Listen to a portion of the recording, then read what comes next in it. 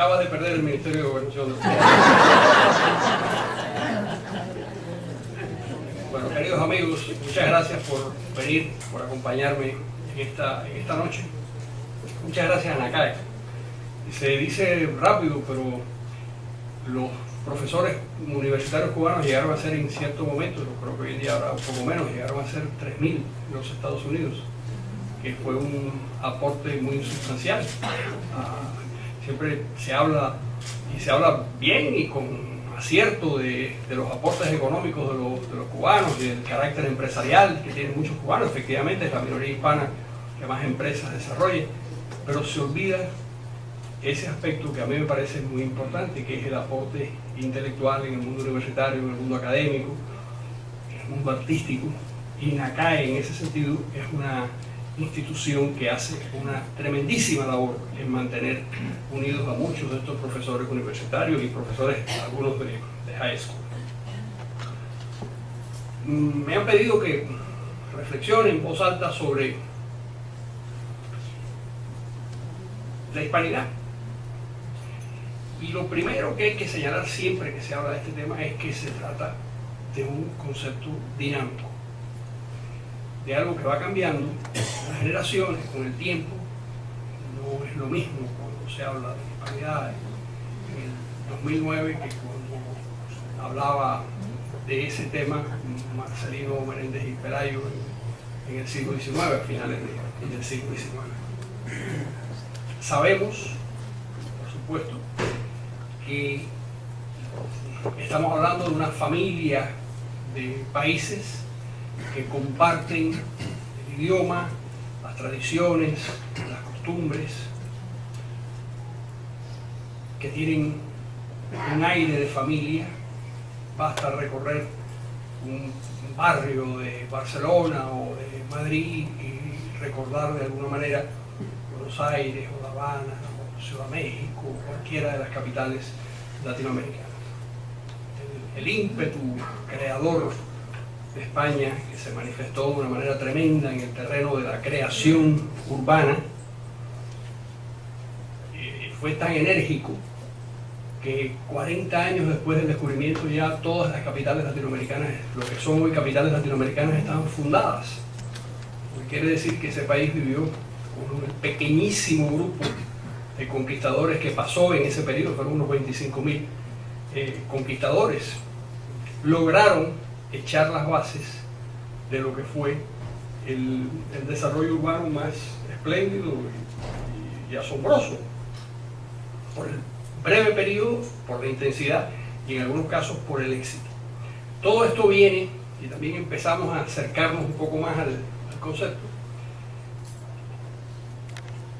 La hispanidad es un fenómeno segregado no por toda España, sino por Castilla, esencialmente, porque a Castilla le tocó la responsabilidad de la colonización, asumió la responsabilidad y además la asumió con cierto celo, no permitía que otras regiones de España emigraran durante cierto tiempo, emigraran a la América. Un coto cerrado de los castellanos, era parte de la historia, parte de las normas de la conquista y parte de los acuerdos incluso con el papado, cuando le conceden, mediante una bula de Alejandro VI, le conceden a Castilla la posibilidad de convertirse en el gran poder civilizador y cristianizador de esa zona del mundo.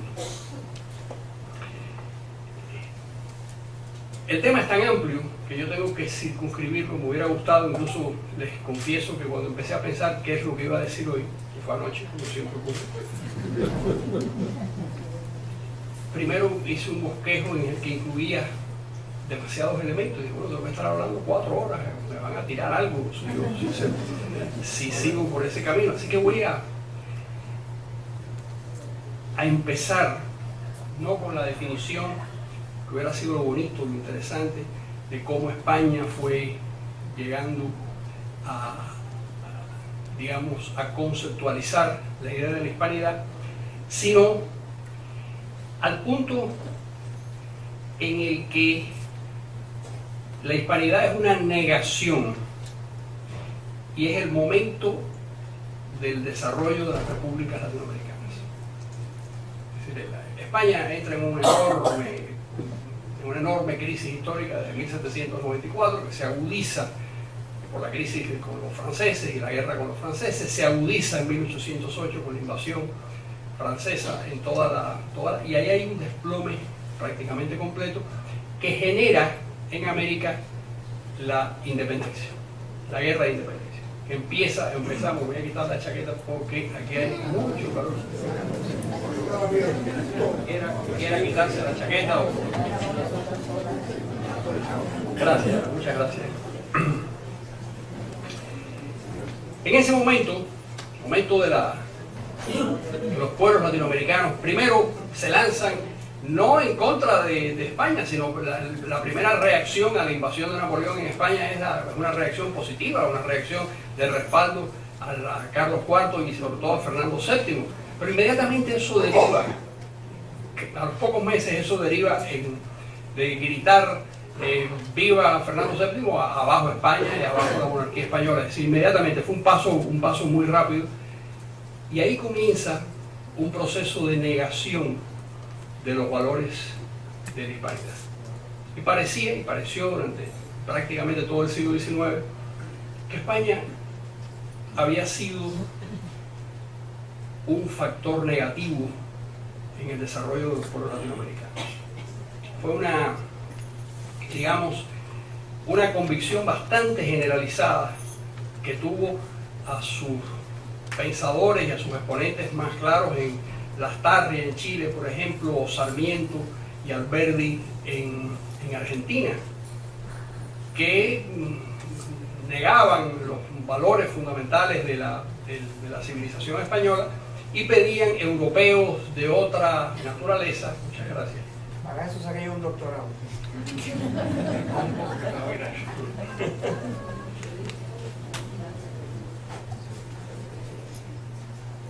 Yo te lo agradezco. Además, recuerdo que mi primer trabajo en los Estados Unidos fue de busboy. Pero fui feliz, porque fue en el Playboy Club. Casi hago carrera, lo que pasa es que mi mujer me dijo, yo creo que no es el lugar adecuado. Pues hay una reacción a todo lo que significa España. Y la culpa de nuestro subdesarrollo la tiene España, y la culpa del fracaso de nuestras instituciones la tiene España.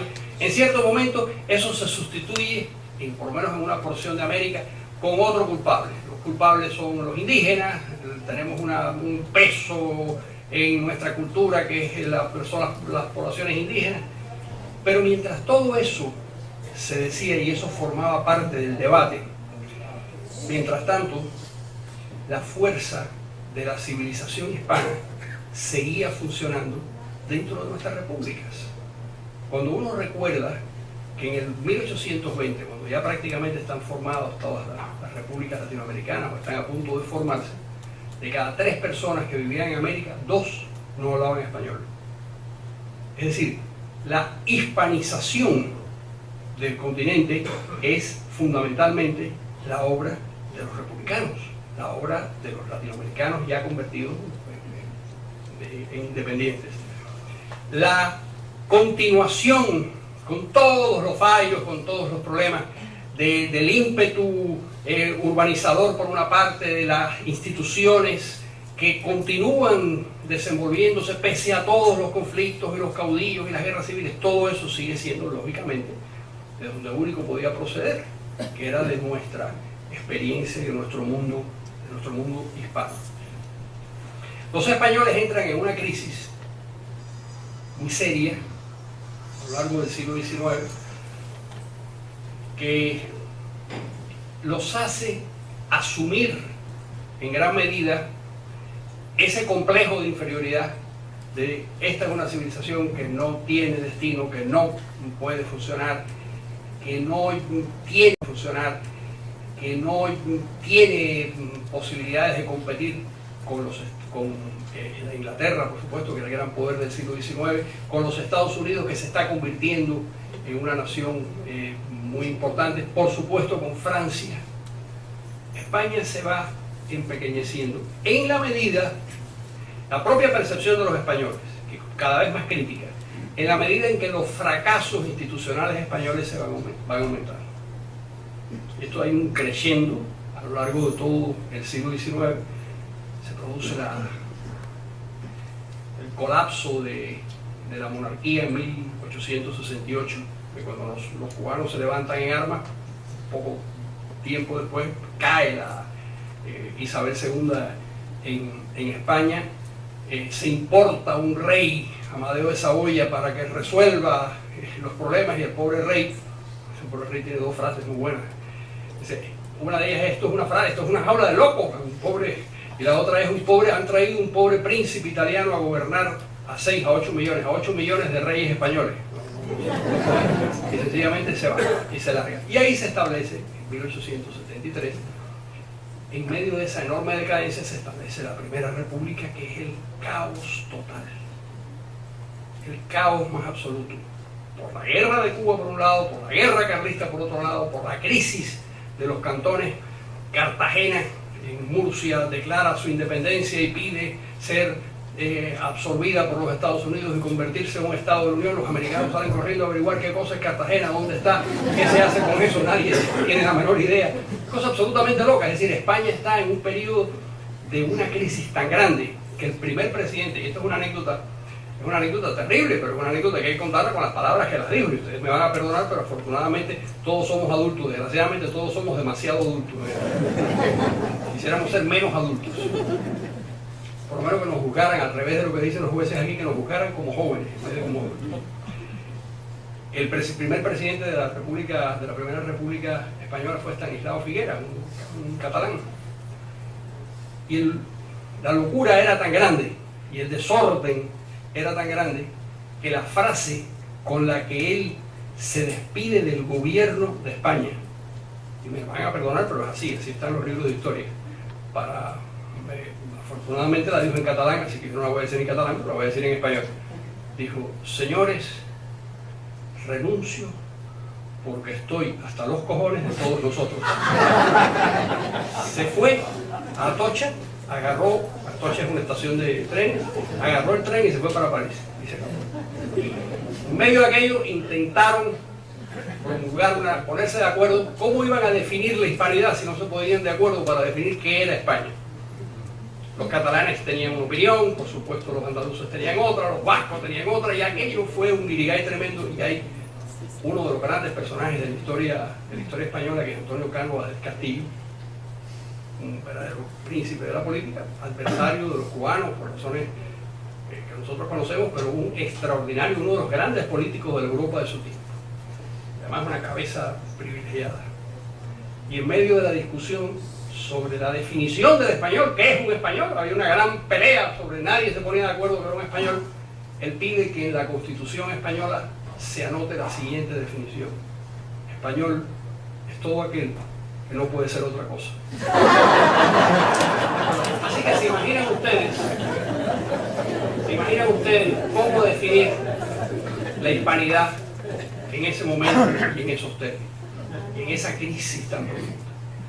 Esa crisis se va agravando desde el punto de vista interno y culmina en 1898 con la guerra con los Estados Unidos. Y ahí sí viene la convicción ya generalizada en la clase dirigente española de que han llegado al final. Que aquel país que en el siglo XVI fue la primera potencia del mundo, y todavía en el XVII y todavía en el XVIII era un país con el que había que contar en el planeta, era un país que había visto reducirse sus posibilidades de actuación en el terreno internacional hasta prácticamente desaparecer. Pero ahí empieza a producirse un fenómeno muy interesante, que es la necesidad de redimir el espíritu de ese estado de postración. Es cuando Ganivet escribe su ideario, cuando Menéndez Pelayo hace toda la investigación para demostrar algo que no es demostrable, pero que él lo consigue demostrar porque sabe tantas cosas que quien lo refuta.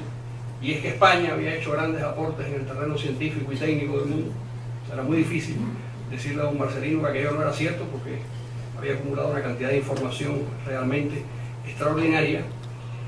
Y cuando toda esa generación que empieza a forjarse en el 98 se empieza a plantear la historia de España de otra manera y empieza a buscar en la historia de España la redención de un norte para un presente que les parece lamentable. En América, en el año 1900, un uruguayo, Rodó, escribe un libro que es el primer bestseller internacional de América. Se llama Ariel, donde reivindica el aporte de los pueblos de tradición latina al desarrollo y a la historia. Pueblos que están dotados, según Rodó, de unos valores morales muy especiales, que de alguna manera lo hacían intelectual y éticamente superiores a los pueblos anglosajones que estaban orientados por el materialismo. Estoy resumiendo muy rápidamente lo que es el libro de Ariel, pero la esencia está ahí. Es decir, empieza a forjarse una nueva idea del pasado y empiezan muchos españoles y muchos latinoamericanos a refugiarse en el pasado, a reconsiderar la historia de España, que es una historia realmente prodigiosa en muchos sentidos. Por lo menos yo, mientras más la conozco, más la admiro en muchos aspectos. Y hay un personaje, tiene una trayectoria intelectual muy interesante, que es Maeztu, Ramiro de Maeztu, que empieza a escribir una serie de artículos en los periódicos y en las revistas, que luego recogerá muchos años más tarde, en 1934, en un libro que se llama Defensa de la Hispanidad. Esa defensa de la hispanidad es, de alguna manera, un manifiesto sobre la grandeza del pasado español, sobre el error que se cometió cuando los españoles dejaron de respetar la historia de su país y fueron terriblemente críticos por las cosas que habían pasado. Ese libro va a aparecer en el 34, pero antes de eso, ya el movimiento regeneracionista, un nombre como Joaquín Costa a finales del 19 y principios del 20, Ángel Ganivet, que mencioné, los propios artículos de Maeztu, todo esto va devolviéndole el pulso a la nación española. Y en 1913, un personaje llamado Faustino Rodríguez San Pedro, que era ministro muy importante en su época, abuelo de Rodrigo Rato, que tal vez sea el próximo presidente de gobierno de España, si no es Rajoy, probablemente sea Rato, según el Banco Mundial, un economista. Este es el abuelo de Rato. Rodríguez San Pedro dirigía ya una organización de pueblos iberoamericanos e instituye el Día de la Raza el 12 de octubre para ver la historia de España con un ojo mucho menos crítico, con un ojo mucho más comprensivo. Lo que ha hecho España y lo que se hizo en América después dentro de la tradición española, pues merecía ser recordado. Y empieza en América un proceso de reevaluación de la hispanidad. Uno de los primeros países es Argentina, con Hipólito Yrigoyen en 1917. No es exactamente por la misma razón. Es decir, los españoles salen de la crisis del 98, de la derrota frente a los norteamericanos, están revalorizando su propia historia. En Sudamérica ya hay una especie de surgimiento, una especie de supernacionalismo, es decir, un nacionalismo que no tiene que ver directamente con nuestra patria, sino con la hispanidad, frente a Estados Unidos, Inglaterra. Básicamente esos son los dos poderes, porque ya Francia había ido, sobre todo después de la Primera Guerra, había caído en picada su importancia. Observen que el concepto es un concepto de derecha, es decir, quien reivindica los valores de la hispanidad es la derecha en América y la derecha en España. La izquierda lo niega, la izquierda mantiene una actitud muy crítica hacia la historia y un desprecio profundo de lo que ocurrió en América. Es decir, la izquierda asume como cierta la leyenda negra española. La leyenda negra, ustedes saben, que es la caracterización de España, hecha básicamente por los holandeses y los ingleses, de haber sido un país extraordinariamente cruel en la conquista, lo cual es parcialmente cierto. Es decir, fue cruel, pero cruel era España dentro de la península en sus querellas internas, y crueles eran fueron las guerras religiosas en Europa, y crueles fueron las 100.000 brujas que quemaron en Centro Europa. No las quemaron los españoles, las quemaron básicamente los belgas y los alemanes y otros pueblos en fin, la crueldad formaba parte del comportamiento desgraciadamente usual en la Europa de los siglos XVI, XVII y hasta el siglo XVIII. Los elementos más radicales tenían, digamos, una visión, y la sostuvieron durante mucho tiempo, una visión antihispana. Cuando se produce la guerra civil en España, en 1936 a 1939, el franquismo ha asumido como parte de su carga ideológica la defensa de la hispanidad y del pasado español. Y ha hecho cosas un poco locas, como por ejemplo pedir la santificación de la reina Isabel, de la reina Isabel la católica, quiero decir, ¿no? Como consecuencia de lo cual, pues, es una historia maniquea de buenos contra malos, y los buenos pues son los españoles que defendían la monarquía y el catolicismo. Es la visión católica conservadora del franquismo, que incluye la hispanidad.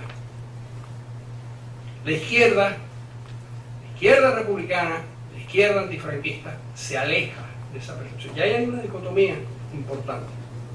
Los españoles, Franco a la cabeza, van a crear el Instituto de Cultura Hispana para defender una cierta idea de la hispanidad.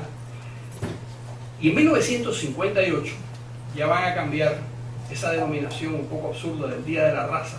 Nadie sabe exactamente qué cosa es una raza. Y la van a cambiar por el Día de la Hispanidad. Pero van a celebrar como una fiesta propia lo que es la gloria de la España conquistadora. Durante los casi 40 años del franquismo,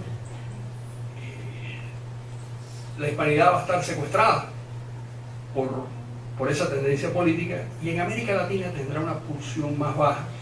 Se celebra el 12 de octubre de una manera ritual, sin profundizar en qué significa, ni para qué, ni cuál es el alcance realmente de los lazos que nos unen.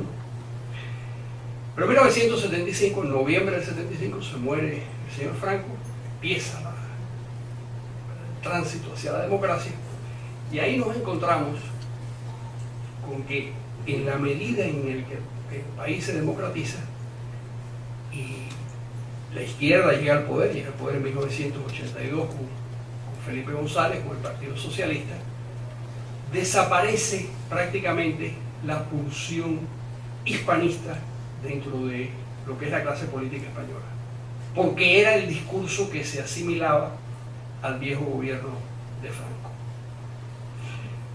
Pero ocurre algo. España se integra en la Unión Europea, y en la que entonces se llamaba Comunidad Económica Europea, y en la OTAN. Eso ocurre en 1986.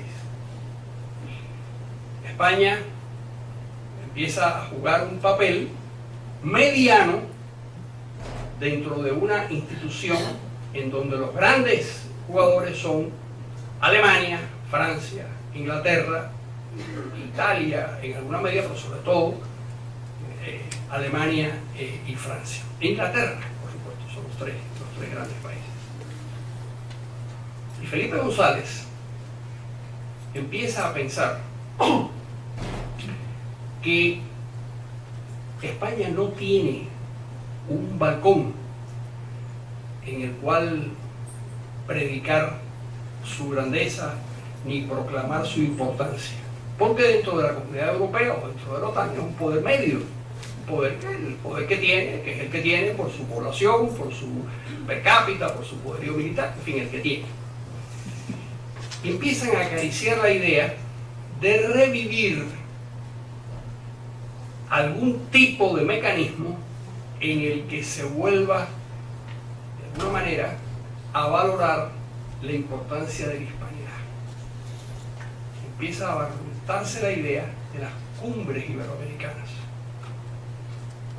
Eso cuaja a finales de los 80, en conversaciones con Salinas de Gortari, Gaviria, el colombiano, Carlos Andrés Pérez, que es reelecto en el 89, y ya en el 2001 se produce la primera reunión internacional de consagración de la hispanidad en la primera cumbre iberoamericana que se celebra en Guadalajara. Se hace en Guadalajara en el 91 para poder hacerla en el 92 en Sevilla y en Madrid y celebrar el 500 aniversario del descubrimiento y conquista en la madre patria, que es el objetivo de Felipe. Es decir, ¿qué es lo que quiere España? España quiere una gran tribuna, quiere un espacio diplomático en el cual pueda proclamar su importancia relativa, y por eso paga esa aventura de las cumbres iberoamericanas, que son costosas y probablemente bastante vacías. Pero se quedan, este es el reproche, se quedan en la parte ritual, en la consagración del pasado, en grandes planes que no se llevan a cabo después porque no hay una estructura capaz de llevarlas a cabo, en esa cosa tan hispana de España y de los otros latinoamericanos de hacer grandes proyectos y después olvidarnos de esos proyectos y tener que pensarlos al día siguiente otra vez porque ya no sabemos exactamente qué era lo que íbamos a hacer. Y mientras eso está ocurriendo, por una parte, es decir, la aparición de una hispanidad ritual ocupado por España, empieza a cuajar en América de nuevo una pulsión anti-española, anti-hispana, contraria a lo que es la tradición y la historia y las costumbres y en fin, la esencia de nuestros países, de la mano de Fidel Castro, que no falla en estas cosas. Los insultos de Fidel Castro en 1992, cuando el 500 aniversario fueron, a pesar de que él participó en aquella aventura y fue a Sevilla y, en fin, y estuvo en todas, no perdió la silla desgraciadamente, pero fue. Pero empieza a insultar a España de una manera con esa visión absurda, infantil, de llegaron los españoles y nos hicieron. Bueno, el señor es un gallego que no tiene nada que ver con cómo que le llegaron y nos hicieron. Habrá llegado su abuelo, pero no como si él fuera algo diferente. En fin, esa visión totalmente absurda a lo que se va incorporando el socialismo del siglo XXI de una manera creciente. Parte del discurso ideológico del socialismo del siglo XXI es antihispano, contrario a nuestra esencia como pueblos de una cierta raigambre, que formamos parte de una cierta etnia y de una cierta familia política. Alguien como Evo Morales